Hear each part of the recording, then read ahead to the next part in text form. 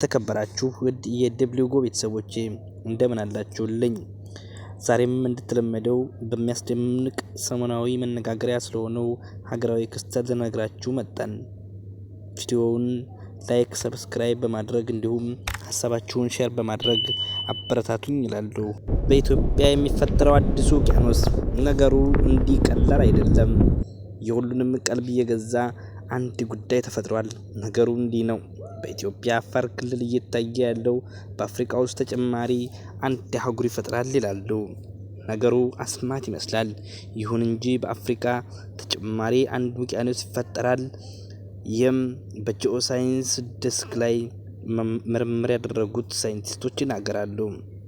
ይህንንም ሲገልጹት በኢትዮጵያ አፋር ክልል ስር በምድር ውስጥ የሚትመሰመሰውንና በየጊዜው ያለማቋረጥ ከመሬት መንቀጥቀጥ እንዲሁም አልፎ ተርፎ እስከ እሳተ ገሞራ ድረስ እያመጣ ያለው ምልክትም ነው ይላሉ።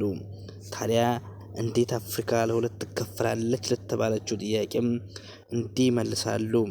በጣም ዝግምተኛ ከሚሊዮን ዓመታት በፊት የጀመረ ነገር ግን ይህ እንቅስቃሴ የሶማሊያ ፕሌት ወደ ኢንዲያን ኦሽን መሳብና ከኑቢያ ፕሌት መራቅ ጥልቅ የሆነውን የስምጥ ሸለቆ ሐይቅን እያስፋፋው ነው ይላሉ።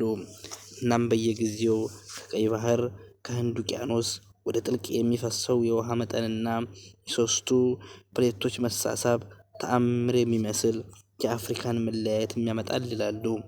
ይህ ከሞዛምቢክ እስከ ሲሪያ የተዘረጋው ስምጥ ሸለቆም ከሰሞኑ በአፋር ክልል የሚታየው ሁኔታ ታዲያ እውነትም የችስ አህጉር መሰንጠቋ የማይቀር ነው ያስብላል። በዚህም ትልቅ የአፍሪካ አፋር፣ ሩዋንዳ፣ ሶማሊያ፣ ጅቡቲና ኤርትራ አዲስ የደሴት ሀገርም ይሆናሉ የሚለውን እያፋጠነው ነው ይላሉ። እናም ይላል ጥናቱ በምስራቅ አፍሪካ ስምጥ ሸለቆ ከቀይ ባህር ከኤደን ባህረ ሰላጤ የሚገፋው ውሃ እንዲሁም የአረቢያን ሶማሊያና ኑቢያን ፕሌቶች በየጊዜው መራራቅ የተገመተውን ከ5 እስከ 10 ሚሊዮን ዓመታት ጊዜ እያሳጠረውና ለዚህም በስምጥ ሸለቆ በየሶስቱ ፕሌቶች መገናኛ የሆነው አፋር ክልል እየታየ ያለው ሰሞናዊ ክስተት ማሳያ ነው ይላሉ። ፈጣሪ የሚጠቅመን ያደርግልን። ውድ ቤተሰቦቼ አብራችሁ ስለቆያችሁ ከልብ አመሰግናለሁ።